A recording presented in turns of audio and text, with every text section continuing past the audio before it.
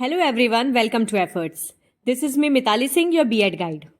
BEd fourth semester का video लेके मैं एक बार फिर से हाजिर हूँ। तो जैसा कि आप सबको पता है, बीएड फोर्थ सेमेस्टर का फर्स्ट पेपर हम लोग पढ़ रहे थे, जो है एडू बीएड 113 113 एजुकेशनल टेक्नोलॉजी यानी कि शैक्षिक प्रौद्योगिकी। अभी तक इसके यूनिट 1 और यूनिट 2 के सारे टॉपिक्स हमने फिनिश कर लिए हैं। फोर्थ सेमेस्टर के अभी तक के जितने भी वीडियोज हैं उनको मैंने बीएड सेमेस्टर 4 नाम की प्लेलिस्ट में रखा है, और फोर्थ सेमेस्टर के साथ साथ बाकी के सेमेस्टर्स की भी प्लेलिस्ट की लिंक मैंने आपको डिस्क्रिप्शन बॉक्स में दे दी है। तो आप बीएड करने वालों के साथ इन प्लेलिस्ट को शेयर कर सकते हैं। सारे प्लेलिस्ट में आपको सारे यूनिट्स मिलेंगे, इंग्लिश और हिंदी दोनों लैंग्वेजेस में, एक्सप्लेनेशन और नोट्स के साथ, वो भी प्रॉपर सीक्वेंस में। तो यूनिट 1 और यूनिट 2 कंप्लीट करने के बाद आज हम स्टार्ट करने जा रहे हैं फोर्थ सेमेस्टर के पहले पेपर यानी एडू बीएड 113 का थर्ड यूनिट।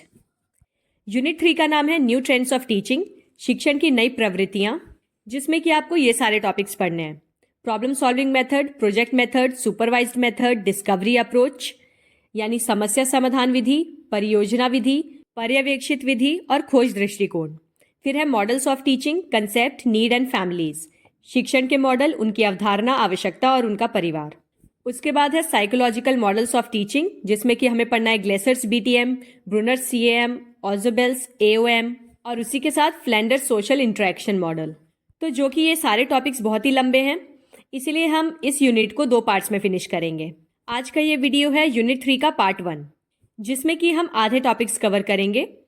क्या क्या है वो टॉपिक्स? पहला तो है प्रॉब्लम सॉल्विंग मेथड यानी समस्या समाधान विधि, फिर है प्रोजेक्ट मेथड जिसको कहते हैं परियोजना विधि, उसके बाद सुपरवाइज्ड मेथड यानी कि पर्यवेक्षित विधि, और डिस्कवरी अप्रोच यानी कि खोज दृष्टिकोण। फिर हम पढ़ेंगे models of teaching, concept, need and families, और बाकी के बचे हुए टॉपिक्स हम पढ़ेंगे पार्ट 2 में। तो अगर आप लोग चैनल पे पहली बार आए हैं और आपको वीडियो अच्छा लगता है तो इसे सब्सक्राइब कर दीजिएगा, क्योंकि सब्सक्राइब करना बिल्कुल फ्री है, और इसे जितना हो सके उतना अपने दोस्तों के साथ भी शेयर करिए, क्योंकि शेयरिंग इज केयरिंग। तो चलिए फिर अब वीडियो को स्टार्ट करते हैं बिना टाइम वेस्ट किए।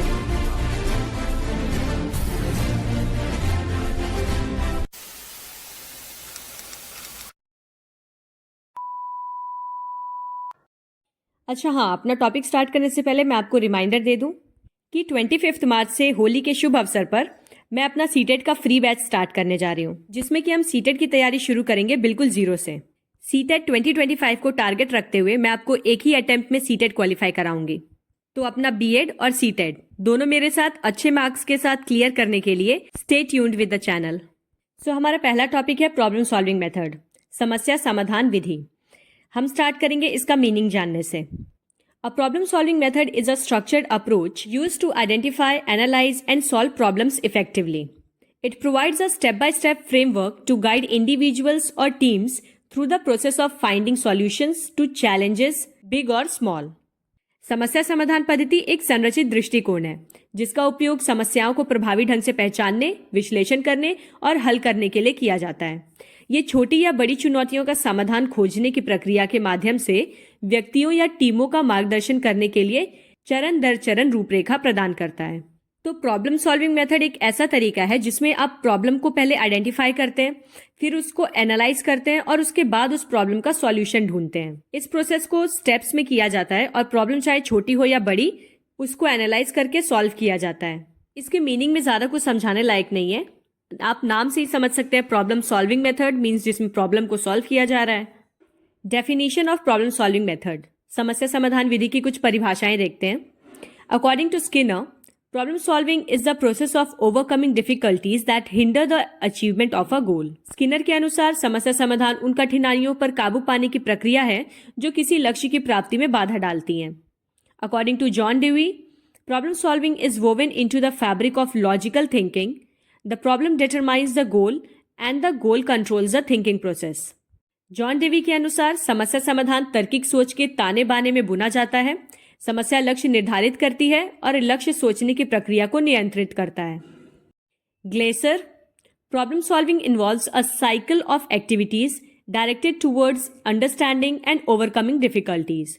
ग्लेसर का कहना है कि समस्या समाधान में कठिनाइयों को समझने और उन पर काबू पाने की दिशा में निर्देशित गतिविधियों का एक चक्र शामिल है। अब एज अ टीचर आप बच्चों को किसी तरह की प्रॉब्लम देना चाहते हैं ताकि आप उन्हें प्रॉब्लम सॉल्विंग मेथड की प्रैक्टिस करा सकें। तो प्रॉब्लम चूज करने के भी कुछ क्राइटेरिया होते हैं। तो हमारा अगला टॉपिक है समस्या चयन के मानदंड। The problem should be intellectually challenging to children, यानी जो आप समस्या चुनेंगे वो बच्चों के लिए बौद्धिक रूप से चुनौतीपूर्ण होनी चाहिए। प्रॉब्लम को थोड़ा सा क्रिटिकल रखिए, जिसमें कि बच्चे अपना लॉजिक लगा सकें और अपने दिमाग के घोड़े दौड़ाते हुए उसका सॉल्यूशन ढूंढें, यानी प्रॉब्लम बहुत ज़्यादा लेम नहीं होनी चाहिए। नेक्स्ट है the problem should not be entirely unfamiliar to the learners, it should be related to their previous experience. समस्या शिक्षार्थियों के लिए पूरी तरह से अपरिचित नहीं होनी चाहिए, ये उनके पिछले अनुभव से संबंधित होनी चाहिए। मतलब जो आप उन्हें क्वेश्चन दे रहे हैं वो ऐसा क्वेश्चन हो जिससे बच्चे अपने प्रीवियस एक्सपीरियंस से रिलेट कर पाएं। जैसे कि अगर आप किसी थर्ड क्लास के बच्चे से फाइनेंस से रिलेटेड क्वेश्चंस पूछेंगे तो वो तो बिल्कुल रिलेट नहीं कर पाएगा इस चीज को। The problem should be related to basic human activities, समस्या बुनियादी मानवीय गतिविधि से संबंधित होनी चाहिए। मतलब जो बच्चे डे टू डे एक्टिविटीज करते हैं उन्हीं से रिलेटेड आपको प्रॉब्लम भी फॉर्म करनी है। मतलब अब ऐसा ना हो कि आप क्लास सेकेंड या थर्ड के बच्चे से मल्टीवर्स और पैरेलल यूनिवर्स से रिलेटेड क्वेश्चंस पूछने लगे जिनको वो ह्यूमन एक्टिविटीज या अपनी डे टू डे एक्टिविटीज से रिलेट ना कर पाए। The problem should have practical relevance, समस्या की व्यवहारिक प्रासंगिकता होनी चाहिए। बिना सिर पैर के क्वेश्चंस नहीं पूछने हैं, एकदम जेन्युइन और logical questions. The problem should have the potential to create interest among the children, समस्या में बच्चों के अंदर रुचि पैदा करने की क्षमता होनी चाहिए। नेक्स्ट टॉपिक है steps of problem solving method, समस्या समाधान विधि के चरण। Problem solving method equip future teachers with the tools to guide students through encountering and overcoming challenges. The steps of problem solving are, समस्या समाधान के तरीके भविष्य के शिक्षकों को चुनौतियों का सामना करने और उन पर काबू पाने के लिए छात्रों का मार्गदर्शन करने में उनकी सहायता करते हैं। तो समस्या समाधान के चरण इस तरह से हैं। First is define the problem, clearly identify the issue और challenge at hand, gather relevant information and understand the context surrounding the problem, encourage students to ask clarifying questions and ensure everyone is on the same page. सबसे पहले तो आपको समस्या को परिभाषित करना है, यानी आपको बच्चों को बताना है कि प्रॉब्लम क्या है। बच्चों को बताइए कि उन्हें मौजूदा मुद्दे और चुनौतियों को स्पष्ट रूप से पहचानना है। फिर प्रासंगिक जानकारी इकट्ठा करें और समस्या से जुड़े संदर्भ को समझें। मतलब उस क्वेश्चन से रिलेटेड जो भी जानकारी बच्चों के दिमाग में आ रही है उन जानकारियों को वो इकट्ठा करें। उसके बाद छात्रों को स्पष्ट प्रश्न पूछने के लिए प्रोत्साहित करें। मतलब बच्चों को मोटिवेट करें कि प्रॉब्लम सुनने के बाद उनके दिमाग में जिस भी तरह के क्वेश्चंस आ रहे हैं वो एकदम फ्रीली आपसे पूछ सकते हैं। तो आपको उनको हर तरह की गाइडेंस देनी है, उनके हर सवालों का जवाब देना है, बस उन्हें सॉल्यूशन नहीं बताना है। और इसके साथ ये भी सुनिश्चित करना है कि सभी लोग एक ही बात पर हों। कहने का मतलब ये है कि सबको बात क्लियरली समझ आई हो। सेकेंड स्टेप है generate potential solutions, brainstorm a variety of possible solutions without judgement और इमीडिएट इवैल्यूएशन। प्रॉब्लम सुनने के बाद दूसरा चरण आता है संभावित समाधान उत्पन्न करें। निर्णय या तत्काल मूल्यांकन के बिना विभिन्न संभावित समाधानों पर विचार मंथन करें। यानी इस चरण में आप बच्चे को बिना किसी तरह के जजमेंट के या बिना किसी इवैल्यूएशन के पूरी तरह से छूट देंगे कि वो उस प्रॉब्लम का जो भी पॉसिबल सॉल्यूशन हो सकता है या उनके दिमाग में जो भी सॉल्यूशन आ रहा है उसे सोचें। Encourage creative thinking and exploration of diverse approaches, रचनात्मक सोच और विविध दृष्टिकोणों की खोज को प्रोत्साहित करें। अगर बच्चे कोई बहुत ज्यादा क्रिएटिव सॉल्यूशन लेके आ रहे हैं जो कि लॉजिकल नहीं भी है, उसको भी आपको एक्सेप्ट करना है। Consider using techniques like mind mapping or listing pros and cons of each solution. Mind mapping या प्रत्येक समाधान के समर्थकों और विपक्षों को सूचीबद्ध करने जैसी तकनीकों का उपयोग करने का विचार करें। अब आपको माइंड मैपिंग या फिर बच्चों के हर सॉल्यूशन का प्रॉस और कॉन्सेस यानी उनके फायदे और नुकसान सुनना, इस तरह की टेक्निक्स यूज करनी है और सारे बच्चों के सॉल्यूशंस को जानना है। माइंड मैपिंग एक टेक्निक होती है जिसमें कि हम फ्लो चार्ट्स या डायग्राम्स के थ्रू कुछ चीजों को सीक्वेंस वाइज याद करते हैं अपने माइंड में। Third step is evaluate potential solutions, यानी संभावित समाधानों का मूल्यांकन करें। Analyse each potential solution based on feasibility, effectiveness and potential consequences. व्यवहार्यता, प्रभावशीलता और संभावित परिणामों के आधार पर प्रत्येक संभावित समाधान का विश्लेषण करें। अब आपको बच्चों के सॉल्यूशंस को सुन के उनको कैटेगराइज करना है कि क्या वो सॉल्यूशन फीजिबल है, फीजिबल यानी which is technically possible to do, और वो सॉल्यूशंस कितने इफेक्टिव हैं या फिर उनके क्या पोटेंशियल कॉन्सिक्वेंसेज हैं। Consider factors like available resources, time constraints and potential impact on various stakeholders. अब आपको कुछ कारकों को ध्यान में रखना है, जैसे कि उपलब्ध संसाधन, मतलब कितने रिसोर्सेज अवेलेबल है आपके पास, समय की कमी, यानी उस सॉल्यूशन को इम्प्लीमेंट करने में ज़्यादा टाइम तो नहीं लग रहा, और विभिन्न हितधारकों पर संभावित प्रभाव। जितने भी स्टेक होल्डर्स या फिर उस प्रॉब्लम से जुड़े हुए लोग हैं, उन पर इस सॉल्यूशन का क्या प्रभाव पड़ेगा। Use critical thinking and reasoning skills two way the pros and cons of each option. प्रत्येक विकल्प के पक्ष और विपक्ष पर विचार करने के लिए आलोचनात्मक सोच और तर्क कौशल का उपयोग करें। मतलब सभी बच्चों ने जितने भी सॉल्यूशंस दिए हैं, उन सारे सॉल्यूशंस पे आपको क्रिटिकली थिंकिंग करनी है और सबके प्रॉज और कॉन्सेस को भी सोचना है। Fourth step is select the best solution. सर्वोत्तम समाधान चुनें। बच्चों ने आपको कई सारे सॉल्यूशंस दिए होंगे, अब आपको उसमें से बेस्ट चुनना है। Based on the evaluation, choose the solution that seems most effective and appropriate for the given situation. तो जब आप हर एक सॉल्यूशन का प्रॉस और कॉन्स सोच लेंगे, उसको पूरी तरह इवेल्युएट कर लेंगे, उसके बाद अब आपको बेस्ट सॉल्यूशन उसमें से चूज करना है जो भी उस सिचुएशन के अकॉर्डिंग सबसे सुटेबल रहेगा। This might involve making compromises और combining elements from different solutions. तो इसमें यह भी हो सकता है कि आप बेस्ट सॉल्यूशन के लिए किसी एक बच्चे का ही आइडिया चूज करें, या ये भी पॉसिबल है कि आप कई बच्चों के आइडियाज को मिक्स करके एक नया आइडिया जनरेट कर लें। Encourage the students to justify their choice and explain their reasoning process. विद्यार्थियों को अपनी पसंद का औचित्य सिद्ध करने और अपने तर्क प्रक्रिया समझाने के लिए प्रोत्साहित करें। यानी अब आप बच्चों को मोटिवेट करिए कि वो अपना थिंकिंग प्रोसेस आपके साथ शेयर करें। उनके दिमाग में क्या थॉट आया सबसे पहले प्रॉब्लम सुनते ही, उन्होंने क्यों इसी सॉल्यूशन को चूज किया, उनसे वजह जानने की कोशिश करिए। फिर है implement the solution. Put the chosen solution into action following a clear and well defined plan. अब बेस्ट सॉल्यूशन चुनने के बाद टाइम है उसको इम्प्लीमेंट करने का। तो एक क्लियर और वेल डिफाइंड प्लान के साथ आपको अपने सॉल्यूशन को इम्प्लीमेंट करना है। अब Monitor the progress and adapt the plan as needed based on unforeseen circumstances. प्रगति की निगरानी करें और अप्रत्याशित परिस्थितियों के आधार पर आवश्यकता अनुसार योजना को अनुकूलित करें।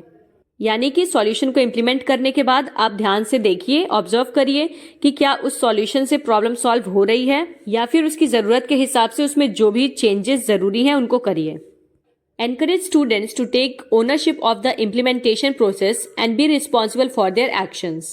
छात्रों को कार्यान्वयन प्रक्रिया का स्वामित्व लेने और अपने कार्यों के लिए जिम्मेदार होने के लिए प्रोत्साहित करें। स्टूडेंट्स को एनकरेज करें कि उन्होंने जो सॉल्यूशन दिया है वो उसकी जिम्मेदारी लें। कई बार ऐसा होता है कि अगर सॉल्यूशन फेल होने लगता है तो बच्चे थोड़े डिसअपॉइंट होके अपना पैर पीछे करने लगते हैं, मतलब अपने आइडिया को अपना बताने से कतराते हैं। और यहीं अगर सक्सेसफुल होता तो जाहिर सी बात है सब क्रेडिट लेते हैं। जिनका वो आइडिया नहीं भी होता वो भी कहते हैं अरे मैं भी तो यही सोच रहा था। तो आपको बच्चों को एनकरेज करना है कि चाहे उनका सॉल्यूशन सक्सेसफुल हो या ना हो, उन्हें अपना स्टैंड नहीं छोड़ना है। सिक्स्थ है इवेल्युएट द आउटकम। यानी अब परिणामों का मूल्यांकन करना है। Assess the effectiveness of the implemented solution in addressing the original problem. अब जो सॉल्यूशन आपने इम्प्लीमेंट किया है उसकी इफेक्टिवनेस को चेक करिए। इस चीज का आकलन कीजिए कि उस प्रॉब्लम पे वो कितना कारगर साबित हो रहा है। Discuss what worked well and what could be improved for future problem solving endeavours. अब इस बात पे बच्चों के साथ चर्चा करें कि इस सॉल्यूशन का क्या पॉजिटिव पॉइंट था, क्या इसमें अच्छी बात थी, और भविष्य में जो भी हम प्रॉब्लम सॉल्विंग के क्वेश्चन सॉल्व करेंगे उसमें आप क्या इम्प्रूवमेंट्स कर सकते हैं, या सही तरीका क्या है प्रॉब्लम सॉल्विंग के लिए सॉल्यूशन सोचने का। किन बातों को उन्हें ध्यान में रखना है सॉल्यूशन सोचते समय। Encourage self reflection and learning from both successes and failures. सफलताओं और असफलताओं दोनों से ही बच्चों को आत्मचिंतन और सीखने के लिए प्रोत्साहित करें। मतलब उन्हें एनकरेज करें कि कोई बात नहीं, अगर एक बार आपका सॉल्यूशन फेल हो गया तो हम नेक्स्ट ट्राई करेंगे और नेक्स्ट टाइम और अच्छा सॉल्यूशन सोचने की कोशिश करेंगे। Now let's see what are the merits of problem solving method. It serves as a preparation for adult life. ये वयस्क जीवन की तैयारी के रूप में कार्य करता है। जब आप बच्चों को बचपन से ही प्रॉब्लम सॉल्व करने के तरीके सिखाएंगे तो वो बड़े होकर भी अपनी लाइफ में आने वाली सारी प्रॉब्लम्स को अच्छी तरह से एनालाइज करके उसका सॉल्यूशन निकालने में सक्षम रहेंगे। It develops the power of critical thinking. ये बच्चों के अंदर आलोचनात्मक सोच की शक्ति को भी विकसित करता है। It makes people active recipient of knowledge. ये विद्यार्थियों को ज्ञान का सक्रिय प्राप्तकर्ता बनाता है। मतलब बच्चों का नई नॉलेज गेन करने में इंटरेस्ट डेवलप करता है। It develops values of tolerance and open mindness. ये सहनशीलता और खुली मानसिकता के मूल्यों का भी विकास करता है। सहनशीलता से ये मतलब है कि बच्चे अपने अलावा दूसरे के पर्सपेक्टिव को भी समझने की कोशिश करते हैं। जब उनके सामने कई सारे लोग अपना अपना सॉल्यूशन रखते हैं तो वो उनकी बातों पर भी विचार करते हैं। It helps for the easy assimilation of knowledge. ये ज्ञान को आसानी से आत्मसात करने में मदद करता है। मतलब किसी भी बात को आसानी से बच्चा अपने दिमाग में घुसा सकता है। It helps to establish harmonious relations between teacher and pupils. साथ ही ये शिक्षक और विद्यार्थियों के बीच में भी सौहार्दपूर्ण संबंध स्थापित करने में मदद करता है। ये तो थे इसके कुछ फायदे।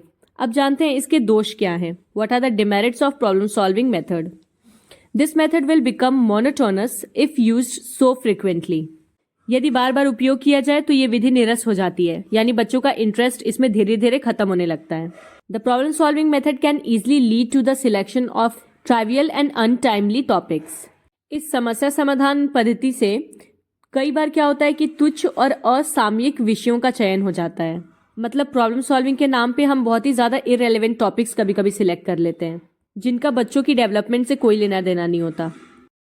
This is appropriate for developing cognitive competencies but not for bringing about affective changes. मतलब प्रॉब्लम सॉल्विंग मेथड के थ्रू आप बच्चों की कॉग्निटिव एबिलिटी को तो डेवलप कर सकते हैं, लेकिन उनके अंदर की जो इमोशनल थिंकिंग है उस पर ये कोई इफेक्ट नहीं डालता। तो इसलिए ये संज्ञानात्मक दक्षताओं को विकसित करने के लिए तो उपयुक्त है, लेकिन भावात्मक परिवर्तन लाने में ये असमर्थ है। प्रॉब्लम सॉल्विंग के बाद है नेक्स्ट प्रोजेक्ट मेथड, यानी परियोजना पद्धति। कंसेप्ट ऑफ प्रोजेक्ट मेथड जानते हैं पहले। The project method of teaching is a student centred approach that emphasises active learning through exploration and problem solving. तो ये जो शिक्षण की परियोजना पद्धति है, ये एक छात्र केंद्रित दृष्टिकोण है। चाइल्ड सेंटर्ड से मतलब होता है ऐसी एक्टिविटी जिसमें चाइल्ड एक्टिवली पार्टिसिपेट करता हो, जो एक्टिविटी बच्चों को दिमाग में रख के बनाई गई हो, उनकी नीड्स और कन्वीनियंस के हिसाब से। ये प्रोजेक्ट मेथड एक्सप्लोरेशन और प्रॉब्लम सॉल्विंग का कॉम्बिनेशन है। Developed by John Dewey and William heard Kilpatrick, the project method focuses on students engaging in purposeful activities that involve planning, research, execution and presentation.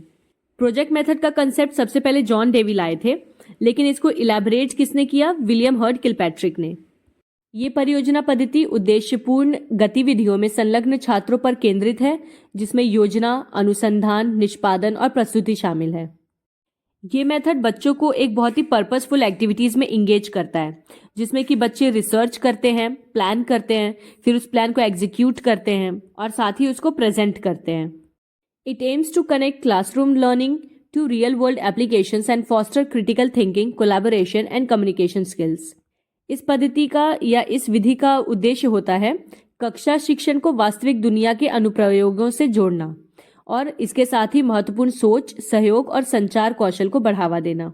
The founder of the project method in teaching is John Dewey. As first, it was originated by John Dewey and was later popularized by W.H. Kilpatrick. जैसा कि मैंने आपको अभी बताया कि ये शिक्षण में प्रोजेक्ट पद्धति जो है, इसके संस्थापक जॉन डेवी थे, क्योंकि सबसे पहली बार इसकी शुरुआत इन्होंने ही की थी और आगे चलकर इसे विलियम एच किलपैट्रिक ने विकसित किया।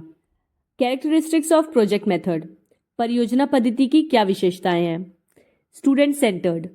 Students take ownership of their learning by choosing और co creating the project topic, planning the activities and presenting their findings. छात्र केंद्रित। छात्र परियोजना विषय को चुनकर या स्वनिर्णय करके गतिविधियों की योजना बनाकर और अपने निष्कर्ष प्रस्तुत करके अपने सीखने का स्वामित्व लेते हैं। इस प्रोसेस में एक्सप्लोर करना, प्लान करना, एग्जीक्यूट करना, हर एक चीज बच्चे ही खुद कर रहे हैं, तो इसीलिए ये स्टूडेंट सेंटर्ड है, क्योंकि इसमें बच्चे एक्टिवली पार्टिसिपेट कर रहे हैं। Problem oriented. Projects are based on real world problems और questions that students are curious about. समस्या उन्मुख। परियोजनाएं वास्तविक दुनिया की समस्याओं या प्रश्नों पर आधारित होती हैं, जिनके बारे में छात्र हमेशा उत्सुक रहते हैं। प्रॉब्लम बेस्ड इसलिए कहा जा रहा है क्योंकि ये मेथड ऐसी प्रॉब्लम्स पे बेस्ड होता है जिन्हें बच्चे रियल लाइफ में भी एक्सपीरियंस करते हैं। Collaborative.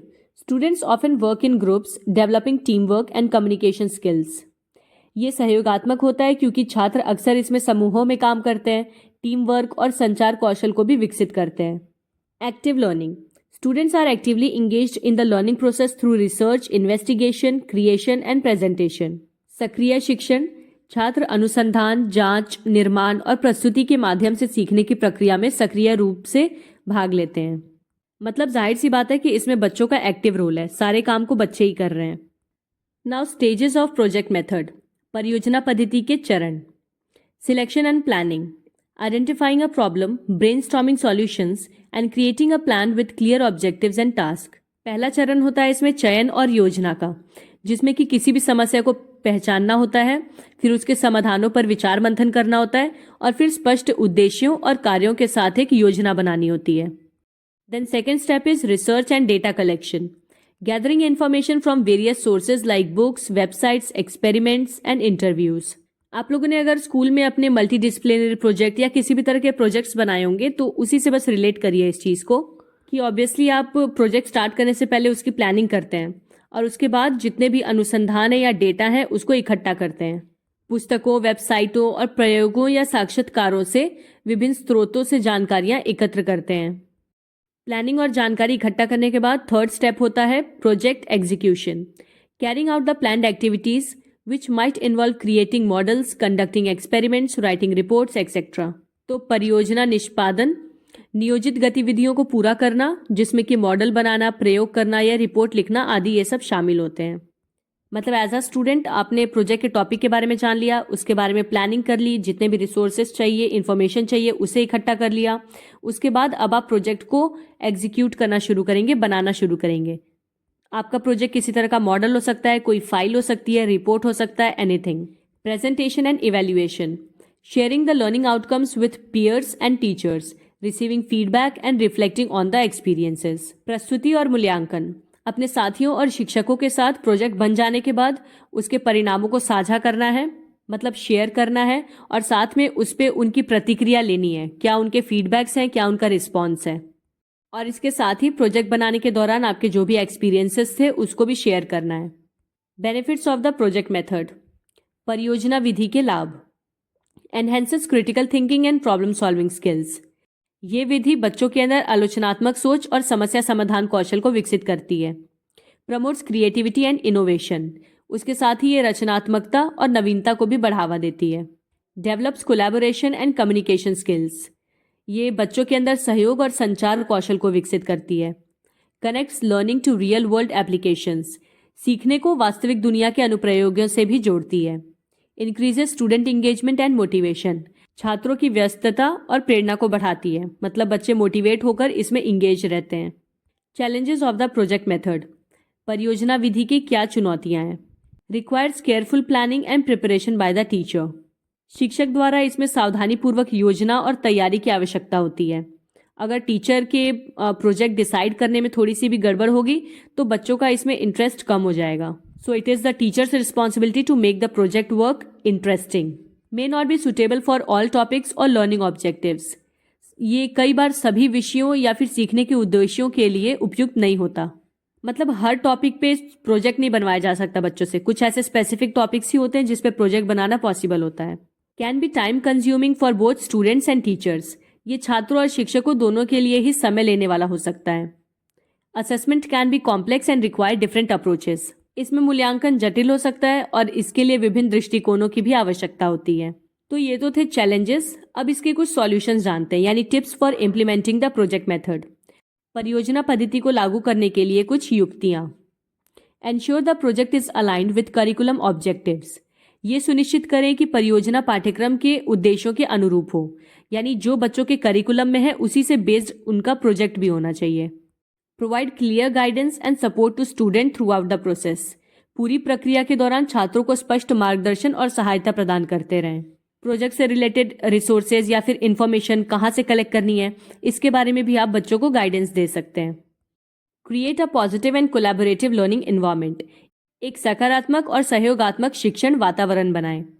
Use diverse assessment methods to evaluate learning outcomes, सीखने के परिणामों का मूल्यांकन करने के लिए विविध मूल्यांकन विधियों का उपयोग करें। अब नेक्स्ट टॉपिक है supervised method. Concept of supervised method से स्टार्ट करते हैं हम। पर्यवेक्षित विधि की अवधारणा। The supervised study method is a teacher-guided approach where students work independently on assigned tasks while receiving support and feedback from the teacher. It emphasizes active learning and caters to individual differences in the classroom. पर्यवेक्षित अध्ययन पद्धति ये एक शिक्षक निर्देशित दृष्टिकोण है जहाँ पे छात्र अपने शिक्षकों के समर्थन और उनके मार्गदर्शन से उनके द्वारा सौंपे गए कार्यों को स्वतंत्र रूप से करते हैं। ये विधि सक्रिय सीखने पर जोर देती है और कक्षा में व्यक्तिगत मतभेदों को भी दूर करती है। देखिए, अगर आपको सुपरविजन शब्द का मतलब समझ आ गया है तो आपको सुपरवाइज्ड मेथड भी समझ आ जाएगा। मैंने सुपरविजन पे भी वीडियो अपने चैनल पे अपलोड करके रखा है, तो आप वहां से भी डिटेल में सुपरविजन समझ सकते हैं।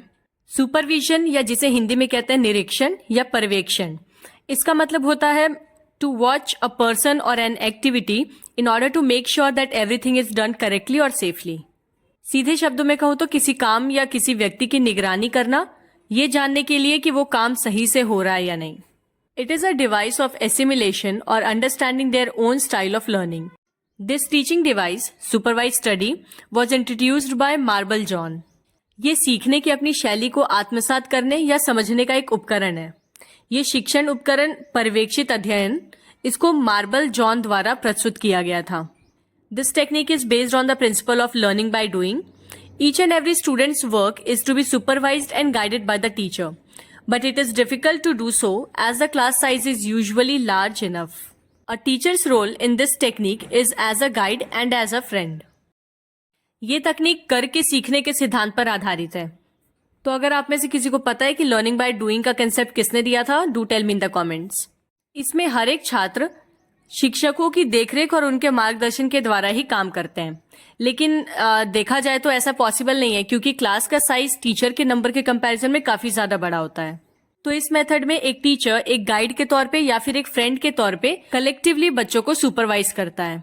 कैरेक्टरिस्टिक्स ऑफ सुपरवाइज मेथड, ये स्टूडेंट सेंटर्ड होता है। Students take charge of their learning by actively engaging with the material. इसे छात्र केंद्रित इसलिए कहा जा रहा है क्योंकि इसमें छात्र सामग्री के साथ सक्रिय रूप से जुड़कर अपने सीखने की जिम्मेदारी स्वयं लेते हैं। Teacher as a guide, the teacher provides direction, clarifies doubts and offer feedback. इसमें शिक्षक एक मार्गदर्शक के रूप में कार्य करता है। शिक्षक बच्चों को दिशा प्रदान करता है, उनकी शंकाओं का समाधान करता है और अपनी प्रतिक्रिया भी प्रदान करता है। Individualised learning allows students to work at their own pace and focus on areas needed improvement. व्यक्तिगत शिक्षा से ये मतलब है कि हर छात्र अपनी गति के हिसाब से इसमें काम कर सकता है और जहां सुधार की आवश्यकता है वहां सुधार भी कर सकता है। मतलब अपने वीक पॉइंट्स पे ज्यादा ध्यान दे सकता है क्योंकि यहाँ पे किसी के भी ऊपर किसी तरह का प्रेशर नहीं होता। Promotes independent learning skills. Students develop essential skills like time management, critical thinking and problem solving. स्वतंत्र शिक्षण कौशल को बढ़ावा देता है। इसमें छात्र समय प्रबंधन करना, आलोचनात्मक सोच को विकसित करना या फिर समस्या समाधान जैसे कई सारे आवश्यक कौशलों को भी अपने अंदर विकसित कर सकते हैं। By this device of teaching, thoroughness of content is developed. It is used for reading skills and study habits. इस विधि से किसी भी विषय वस्तु की संपूर्णता विकसित की जाती है, यानी बच्चा किसी भी टॉपिक को थॉरली उसकी पूरी डेप्थ तक जाके पढ़ सकता है क्योंकि इसमें कोई बाउंडेशन नहीं है। इसका उपयोग अक्सर पढ़ने के कौशल या फिर अध्ययन की आदतों को विकसित करने के लिए किया जाता है। जैसे कि अगर टीचर ने बच्चे को रीडिंग का टास्क दे दिया, अब बच्चा रीड करेगा और टीचर का रोल होगा उसको गाइडेंस देना। जहां भी वो मिस्टेक्स कर रहे हैं उनको सही प्रोनाउंसिएशन करना सिखाएगा और उसके साथ ही उन्हें फीडबैक भी देगा। तो यही होता है supervised method. It is a thoughtful teaching device. The individual activities are emphasized by supervised study. ये एक विचारशील शिक्षण उपकरण है और पर्यवेक्षित अध्ययन के द्वारा व्यक्तिगत गतिविधियों पर भी जोर दिया जाता है। इम्प्लीमेंटेशन ऑफ सुपरवाइज्ड मेथड, पर्यवेक्षित विधि का कार्यान्वयन। किस तरह से सुपरवाइज्ड मेथड काम करता है? पहला स्टेप है preparation. The teacher introduces the topic, outlines the learning objectives and assigns task based on individual student needs and abilities. इसका पहला चरण होता है तैयारी करना, जिसमें कि शिक्षक विषय का परिचय देता है बच्चों को, सीखने के उद्देश्यों की रूपरेखा तैयार करता है और व्यक्तिगत छात्र की जरूरतों और उनकी क्षमताओं के आधार पर उन्हें कार्य सौंपता है। यानी फर्स्ट स्टेप में टीचर टॉपिक डिसाइड करेगा, बच्चों को बताएगा और सबको उनका उनका रोल असाइन कर देगा। सेकेंड स्टेप होता है independent work. Students work on the assign task individually और इन अ स्मॉल ग्रुप्स। दिस में involve reading, completing worksheets, solving problems और कंडक्टिंग रिसर्च। अब सबको टॉपिक और अपने अपने टास्क पता चल चुके हैं, तो इसके बाद दूसरा चरण आता है स्वतंत्र कार्य का, जिसमें कि सभी छात्र व्यक्तिगत रूप से या फिर छोटे समूहों में अपने अपने सौंपे गए कामों को करते हैं। सुपरवाइज्ड मेथड में किस तरह के काम आते हैं, जैसे कि पढ़ना, कार्यपत्रक पूरा करना, समस्याएं हल करना या फिर शोध करना। अब जब सारे बच्चे अपना अपना टास्क कर रहे होते हैं तो थर्ड स्टेप आता है supervision and support. The teacher circulates around the classroom, answering questions, providing individual guidance and addressing any challenges faced by students. पर्यवेक्षण और समर्थन। अब बच्चे जिस वक्त काम कर रहे होते हैं अपना, उस वक्त शिक्षक का काम होता है कक्षा में घूमते रहना, बच्चों के प्रश्नों के उत्तर देना और व्यक्तिगत मार्गदर्शन प्रदान करना। और इसके साथ ही वो बच्चों के सामने आने वाली किसी भी समस्या या किसी भी चुनौती का सामना करने में उनकी सहायता करता है। Feedback and discussion. The teacher facilitates a discussion to clarify any remaining doubts, address common mistakes, and encourage peer learning. This can be done in small group or with the entire class. और आखिरी चरण होता है प्रतिक्रिया और चर्चा, जिसमें कि जो भी बचे हुए डाउट्स हैं टीचर उनको क्लियर करता है, या सभी बच्चों ने कोई अगर कॉमन मिस्टेक की है उसके बारे में डिस्कस करता है क्लास में, और इसके साथ ही बच्चों की पीयर लर्निंग को भी प्रमोट करता है। तो ये जो फीडबैक और डिस्कशन वाला स्टेप है, ये या तो छोटे छोटे ग्रुप्स में भी टीचर कर सकता है या फिर पूरी क्लास को एक साथ वो फीडबैक दे सकता है डिस्कशन के साथ। Benefits of supervised method. पर्यवेक्षित विधि के लाभ। Improved understanding and retention. Students actively engage with the material, fostering deeper understanding and better knowledge retention. बेहतर समझ और प्रतिधारण। छात्र सक्रिय रूप से सामग्री के साथ जुड़ते हैं, उनके अंदर गहरी समझ उत्पन्न होती है और बेहतर ज्ञान प्रतिधारण करने को भी बढ़ावा मिलता है। Development of essential skills. Students develop critical thinking, problem solving, independent learning and time management skills. कई सारे आवश्यक कौशलों का विकास होता है, जैसे कि छात्रों में आलोचनात्मक सोच, समस्या समाधान, स्वतंत्र शिक्षा और इसके साथ समय प्रबंधन जैसे कौशल भी विकसित होते हैं। Catering to individual needs. The method allows for personalized learning experiences, addressing the diverse needs and learning styles of students. व्यक्तिगत आवश्यकताओं को पूरा करना। ये विधि छात्रों की विविध आवश्यकताओं और सीखने की शैलियों को संबोधित करते हुए व्यक्तिगत सीखने के अनुभवों की भी अनुमति देती है। यानी सुपरवाइज्ड मेथड में हर बच्चा अपनी स्पीड और अपनी नीड्स के हिसाब से सीख सकता है। Building teacher student relationships. Close interaction between the teacher and students during supervision fosters positive relationships and creating a supportive learning environment. शिक्षक छात्र संबंधों का निर्माण।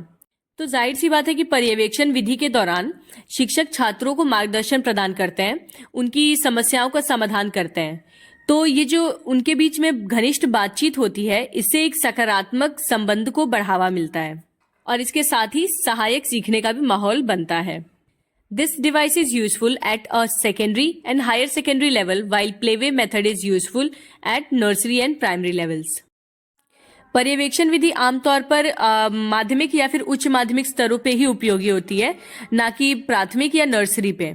वो इसलिए क्योंकि इस मेथड में बच्चों को ही सारा काम करना पड़ता है खुद, टीचर केवल गाइडेंस देता है। तो जाहिर सी बात है छोटे बच्चे अपने आप सारा टास्क नहीं कर पाएंगे, तो इसलिए ये सेकेंडरी या हायर सेकेंडरी लेवल पे इम्प्लीमेंट किया जाता है। Next is limitations of supervised method, यानी पर्यवेक्षित विधि की सीमाएं। Requires well prepared teachers. Effective implementation requires the teacher to be well prepared with differentiated task and provide clear guidance. इसकी सबसे बड़ी कमी तो यह है कि इसमें अच्छी तरह से तैयार शिक्षकों की आवश्यकता होती है, क्योंकि अगर प्रभावी तरीके से कार्यान्वयन करना है तो शिक्षक को अलग अलग कार्यों के लिए अच्छी तरह से तैयार होना चाहिए, जिससे कि वो बच्चों को स्पष्ट रूप से और सही मार्गदर्शन प्रदान कर सके। अगर टीचर ही अनप्रिपेयर्ड या फिर कंफ्यूज रहेगा तो वो बच्चों को सही गाइडेंस नहीं दे पाएगा। Non suitable for all topics और learning styles. This method might not be suitable for introducing complex concepts or cater to all learning styles equally. सभी विषयों या सीखने की शैलियों के लिए उपयुक्त नहीं है।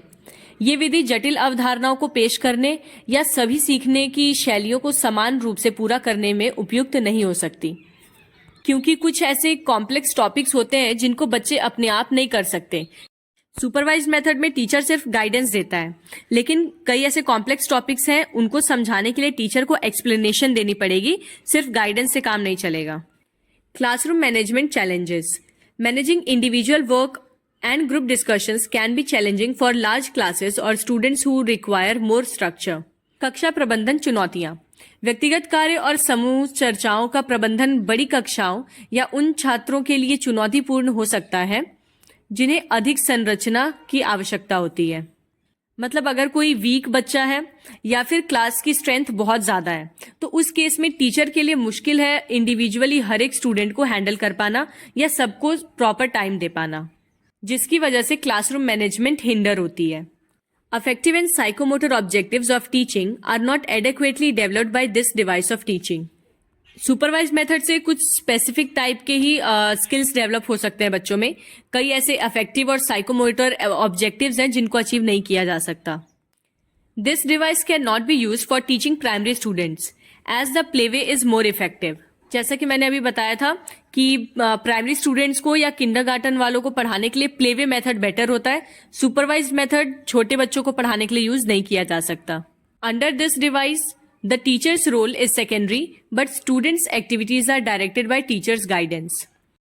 इस विधि में हालांकि शिक्षक की भूमिका गौण होती है, मतलब इसमें जो प्रमुख भूमिका है वो छात्रों की होती है, मेन रोल इसमें स्टूडेंट्स का है, लेकिन उसके बाद भी कहीं ना कहीं आप देखें तो स्टूडेंट की हर एक्टिविटी टीचर की गाइडेंस पे ही बेस्ड है। तो इनडायरेक्टली ये स्टूडेंट सेंटर्ड ना होकर टीचर सेंटर्ड अप्रोच बन जाता है। नेक्स्ट टॉपिक है डिस्कवरी अप्रोच यानी खोज दृष्टिकोण। जानते हैं इसका concept. The discovery approach, also known as discovery learning, is a student-centered teaching method where students are encouraged to actively explore, investigate, and construct their own knowledge through a series of experiences and activities. Discovery दृष्टिकोण, जिसे कि discovery learning के रूप में भी जाना जाता है, ये भी एक छात्र केंद्रित शिक्षण पद्धति ही है जहां पे छात्रों को अनुभवों और गतिविधियों की एक श्रृंखला के माध्यम से सक्रिय रूप से अपने स्वयं के ज्ञान का पता लगाने, जांच करने और निर्माण करने के लिए प्रोत्साहित किया जाता है। डिस्कवर करने का क्या मतलब होता है? किसी चीज की खोज करना या ढूंढना।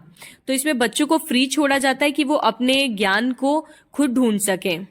Discovery approach encourages the students to learn the facts, develop the skills and acquire the knowledge by actively working with the information gathered. The instructor encourages the learners to generate modules that demonstrate students' creativity. ये खोज दृष्टिकोण छात्रों को तथ्यों को सीखने, कौशल विकसित करने और एकत्रित जानकारी के साथ सक्रिय रूप से काम करके ज्ञान प्राप्त करने के लिए प्रोत्साहित करता है। जो प्रशिक्षक हैं या टीचर हैं, वो शिक्षार्थियों को ऐसे मॉड्यूल तैयार करने के लिए प्रोत्साहित करते हैं जिनसे छात्रों की रचनात्मकता का पता चल सके। मतलब बच्चों की क्रिएटिविटी को चेक करने के लिए टीचर्स बच्चों को टास्क देते हैं। Discovery learning was introduced bye Jerome Bruner and is a method of inquiry-based instruction. This popular theory encourages learners to build on past experiences and knowledge, use their intuition, imagination and creativity, and search for new information to discover facts, correlations and new truths. Discovery learning की शुरुआत Jerome Bruner ने की थी और ये पूछताछ आधारित निर्देश की एक विधि है, क्योंकि किसी भी चीज को डिस्कवर करने के लिए पूछताछ करनी पड़ती है।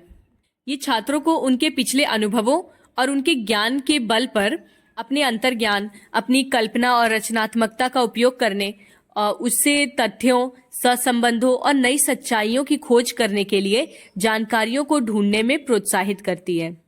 इसमें बच्चों का टास्क क्या रहता है? जितनी ज्यादा हो सके इन्फॉर्मेशन इकट्ठी करना, उनके बेसिस पे एक न्यू नॉलेज कंस्ट्रक्ट करना। Characteristics of the discovery approach. Student centred.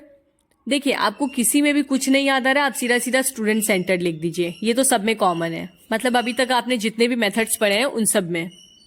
Students are actively involved in the learning process, manipulating materials, conducting experiments and drawing their own conclusions. The teacher acts as a facilitator, guiding students through the process and providing support as needed. छात्र केंद्रित।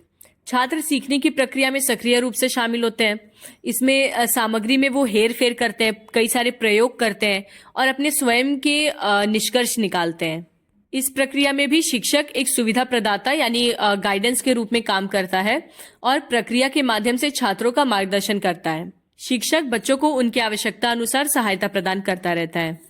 Inquiry based, students are encourage to ask questions, make observations and form hypothesis. They then test their hypothesis through experimentation और other forms of investigation. ये विधि पूछताछ पर आधारित है, क्योंकि छात्र इसमें कई सारे प्रश्न पूछते हैं, अवलोकन करते हैं और परिकल्पना बनाने के लिए भी उन्हें प्रोत्साहित किया जाता है। फिर वे प्रयोग या जांच के अन्य रूपों के माध्यम से अपनी परिकल्पनाओं का परीक्षण करते हैं, यानी कि डिस्कवरी के बाद जो भी उन्होंने कंक्लूजन्स निकाले उनको भी टेस्ट करते हैं। Hands on and experiential learning is often rooted in concrete experiences, allowing students to connect with the material in a meaningful way. व्यवहारिक और अनुभवात्मक, सीखना अक्सर ठोस अनुभवों पर आधारित होता है, जिससे कि छात्रों को सामग्री के साथ सार्थक तरीके से जुड़ने की अनुमति मिलती है। Now let's see what are the benefits of discovery approach. Discovery दृष्टिकोण के लाभ। Promotes deeper understanding.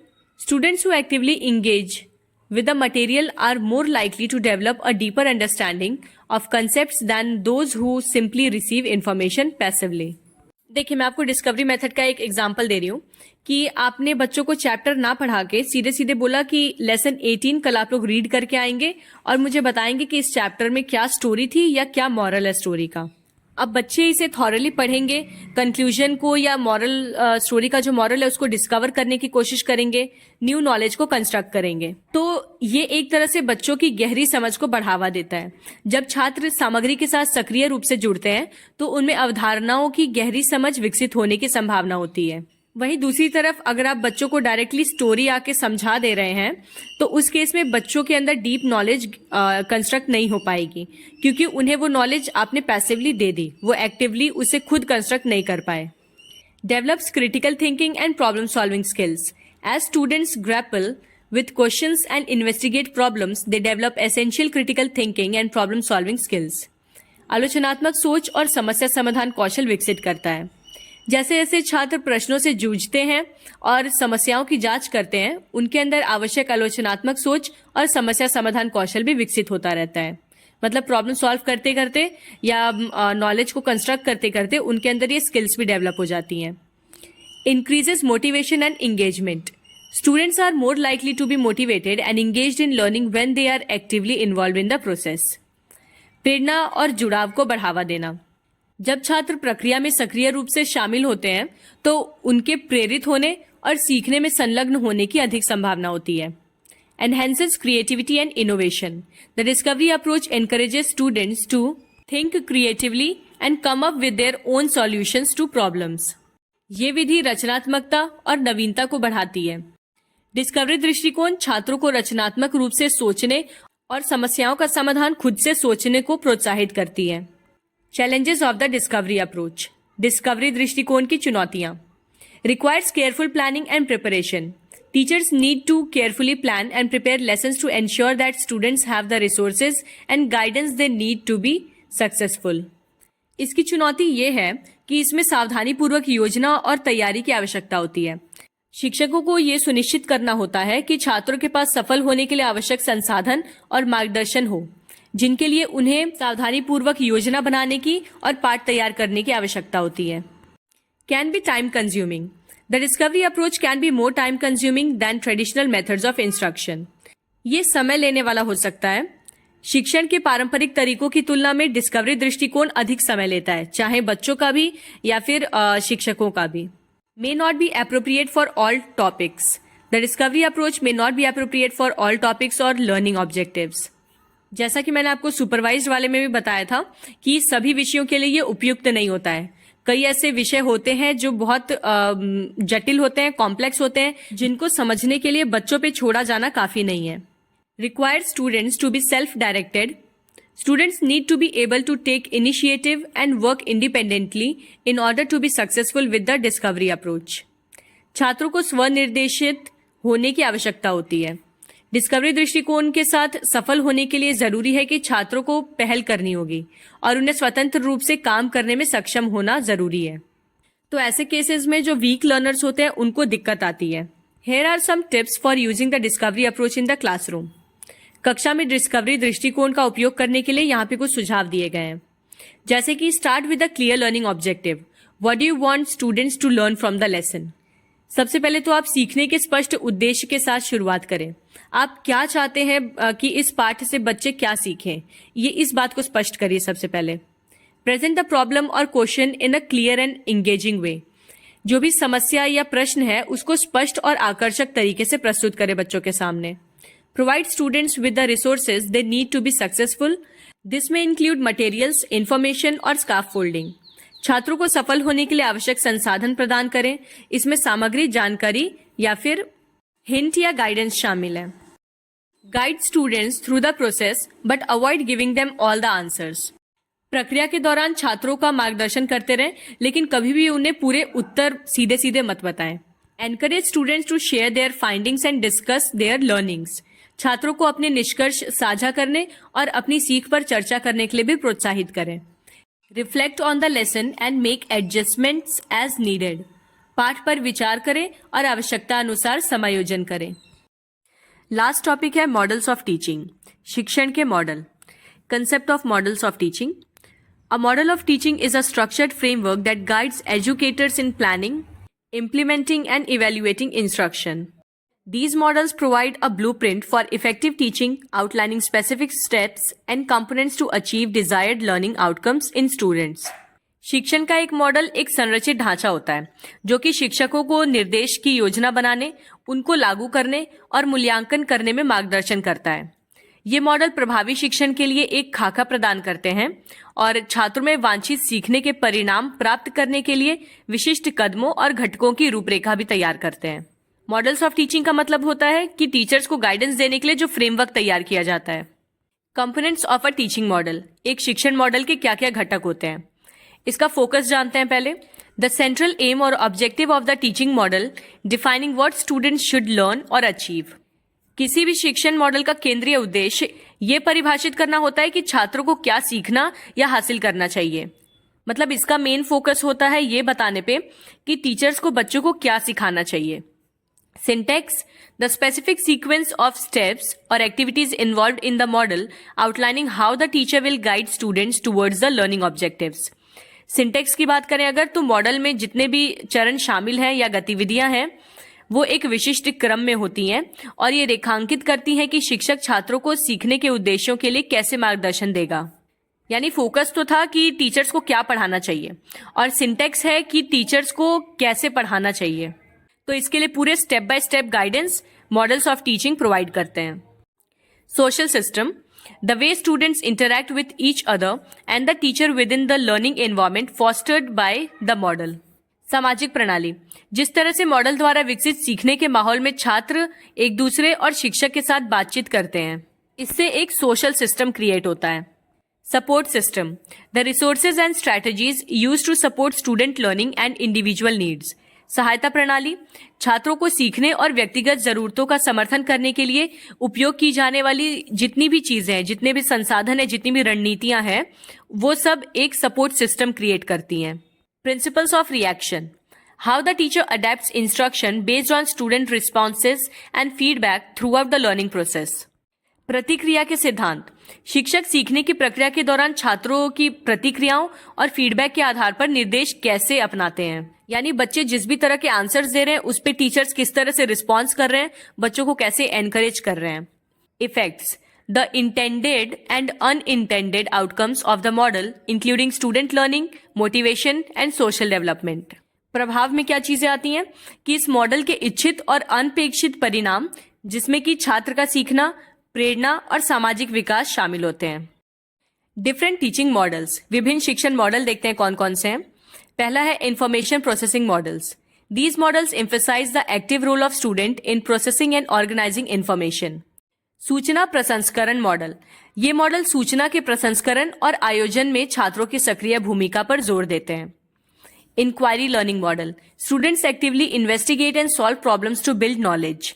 पूछताछ शिक्षण मॉडल जितने भी हैं वो सब छात्र ज्ञान का निर्माण करने के लिए सक्रिय रूप से समस्याओं की जांच करते हुए उन्हें हल करने के लिए प्रोत्साहित करते हैं। देखिए, केवल नाम से ही आप आइडिया लगा सकते हैं कि कौन सा मॉडल किस पर्पस के लिए है। इंफॉर्मेशन प्रोसेसिंग यानी इंफॉर्मेशन को प्रोसेस करने के लिए, इंक्वायरी लर्निंग जिसमें बच्चे इंक्वायर करते हैं या इन्वेस्टिगेट करते हैं। फिर है discovery learning model, Students are guided through a process of exploration and discovery to reach new understanding. खोज शिक्षण मॉडल, इसमें छात्रों को नई समझ तक पहुंचने के लिए अन्वेषण और खोज की प्रक्रिया के माध्यम से निर्देशित किया जाता है. फिर है behavioural models. These models focus on observable behaviours and shaping desired learning outcomes through a reinforcement and practice. व्यवहार मॉडल वो होते हैं जिनमें कि सुदृढ़ीकरण और अभ्यास के माध्यम से अवलोकन योग्य व्यवहार और वांछित सीखने के परिणामों को आकार देने पर ध्यान केंद्रित किया जाता है. बिहेवियरल मॉडल सिंपली वो जिसमें बच्चों के बिहेवियर को मॉडिफाई करने पे फोकस किया जाता हो. Direct instruction model. The teacher explicitly teaches skills and knowledge through clear instruction, modelling and guide practice. प्रत्यक्ष निर्देश मॉडल. इसमें शिक्षक स्पष्ट निर्देशों, मॉडलिंग और निर्देशित अभ्यास के माध्यम से स्पष्ट रूप से कौशल और ज्ञान सिखाता है बच्चों को. Mastery learning model ensures all students achieves a basic learning of understanding before moving on to new concepts. Mastery learning model का ये मतलब है, इसमें यह सुनिश्चित किया जाता है कि सभी छात्र नई अवधारणाओं पर आगे बढ़ने से पहले बुनियादी स्तर की समझ हासिल कर लें.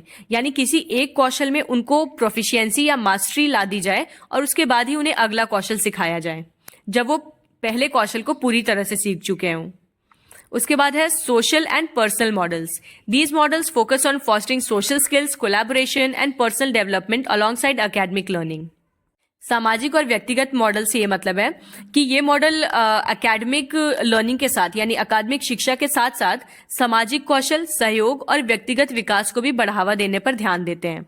इस तरह के मॉडल यूजुअली बच्चे के पर्सनल और सोशल डेवलपमेंट पे फोकस होते हैं.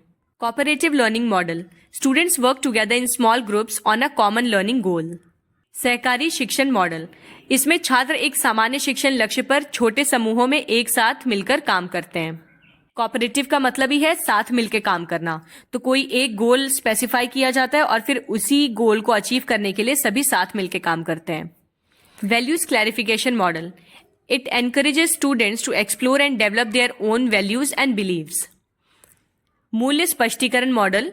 इसमें छात्रों को अपने स्वयं के मूल्यों और विश्वासों का पता लगाने और विकसित करने के लिए प्रोत्साहित किया जाता है. मतलब उन्हें मोटिवेट किया जाता है कि वो अपनी खुद की अंदर की वैल्यूज या अपने बिलीव्स को पहचाने और उन्हें विकसित करें. Benefits of models of teaching. शिक्षण के मॉडल के लाभ. Structured approach. Models offer a clear framework for organising and delivering instruction, ensuring a consistent and efficient learning experience for students. संरचित दृष्टिकोण. ये मॉडल छात्रों के लिए एक सुसंगत और कुशल सीखने का अनुभव सुनिश्चित करते हुए निर्देश को व्यवस्थित करने और वितरित करने के लिए एक स्पष्ट रूपरेखा प्रदान करते हैं. Flexibility. While providing structure, models are not rigid. They can be adapted to different learning contexts, subjects and students' need. ये टीचिंग मॉडल्स बहुत ही लचीले होते हैं. यानी संरचना प्रदान करते समय मॉडल कठोर नहीं होते. उन्हें विभिन्न शिक्षण संदर्भों, विषयों या फिर छात्रों की आवश्यकताओं के अनुसार कभी भी बदला जा सकता है, अनुकूलित किया जा सकता है. Improved learning. Models can help educators design engaging and effective lessons that promote deep understanding and critical thinking skills in students. बेहतर शिक्षण. मॉडल शिक्षकों को आकर्षक और प्रभावी पाठ डिजाइन करने में मदद कर सकते हैं जो छात्रों में गहरी समझ और महत्वपूर्ण सोच कौशल को बढ़ावा देते हैं. So that is it. I hope कि आपको टॉपिक अच्छे से समझ आया होगा. सो प्लीज चैनल को सब्सक्राइब कर दीजिए और इसे अपने दोस्तों के साथ भी शेयर करिए. And yes, don't forget to give your feedback in the comment section because आपके कमेंट्स बहुत ज़्यादा मोटिवेट करते हैं मुझे. तो मिलते हैं अब अगले वीडियो में. Till then take care and bye bye.